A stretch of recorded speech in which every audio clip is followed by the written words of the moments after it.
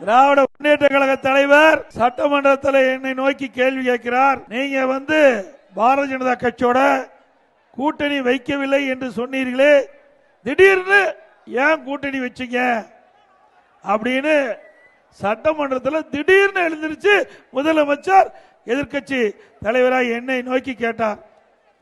எனக்கு ஒரு நிமிடம் என்ன செய்யறதுனே தெரியல. அதிமுக எங்க கட்சி, நாங்க யாருடைய வேணாலும் கூட்டணி வைப்போம், அது எங்களுடைய விருப்பம்.